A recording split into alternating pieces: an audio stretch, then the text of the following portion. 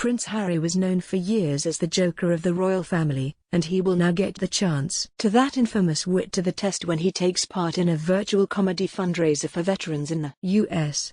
The 36-year-old will join a host of stars, including Bruce Springsteen and comedian Tiffany Haddish, at the annual Stand Up for Heroes event on November 18, when it will be broadcast online and on ABC News. News of the Duke of Sussex's participation in the event comes just days after he and Meghan Markle sparked controversy by staging a photoshoot at the Los Angeles National Cemetery on Sunday, where they marked Remembrance Day in the UK by visiting the graves of fallen Commonwealth soldiers.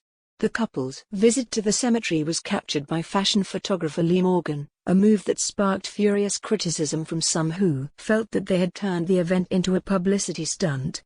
Before stepping down as a senior royal earlier this year as part of Megxit, Harry, who spent many years serving in the army, marked Remembrance Day with a visit to the cenotaph in London alongside many other members of the royal family, a tradition that he missed this year having moved to Los Angeles with Meghan and their son Archie in the spring. However, Harry will now have the chance to honor war heroes in the US with the Stand Up event, which is set to take place exactly 1 week after Veterans Day in order to raise money for the Bob Woodruff Foundation, an organization that aims to help veterans and military families thrive.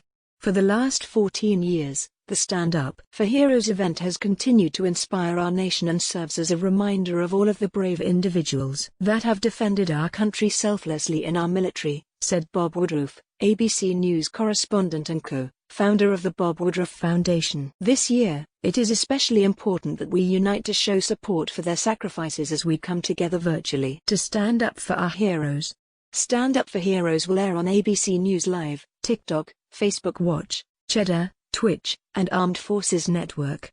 The event, held in partnership with the New York Comedy Festival, will see a host of famous faces take to the stage for musical and stand-up performances, and it will give Harry a chance to reunite with music icon Bruce, who previously shared the stage with the Duke in 2017 when he performed at the closing ceremony of the Invictus Games. It is unknown exactly what Harry's role in the event proceedings will be, however it is likely that he will open up about his own experiences in the military, something that he has done many times in recent years.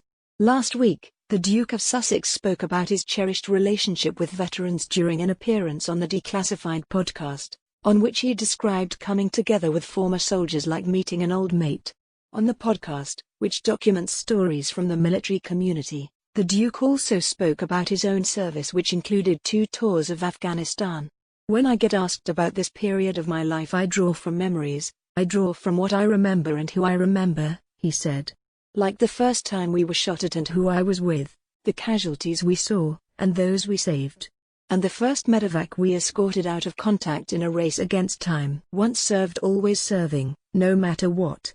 Being able to wear my uniform, being able to stand up in service of one's country, these are amongst the greatest honors there are in life.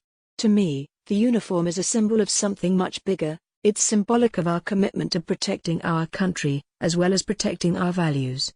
These values are put in action through service, and service is what happens in the quiet and in the chaos.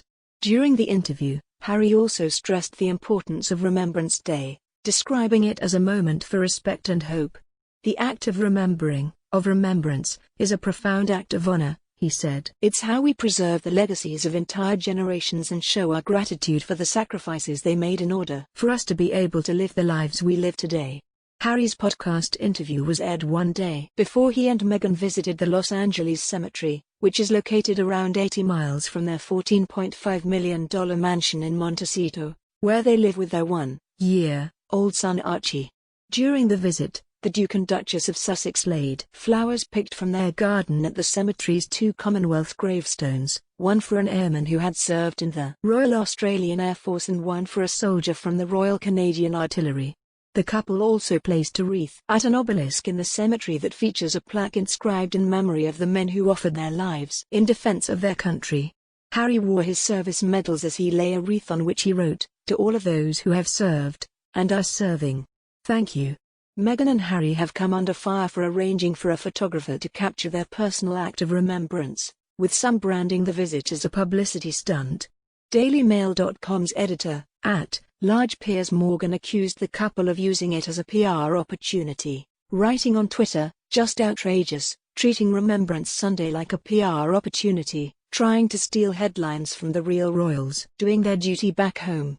Another Twitter user wrote, "There's something really quite tasteless about Prince Harry and Meghan at a cemetery in California, with a photographer that just happened to be there, to make sure they can get in on the action too." However, sources close to Prince Harry hit back at the suggestions, insisting that he simply wanted to recognize Remembrance Sunday and show his unwavering support for the military community.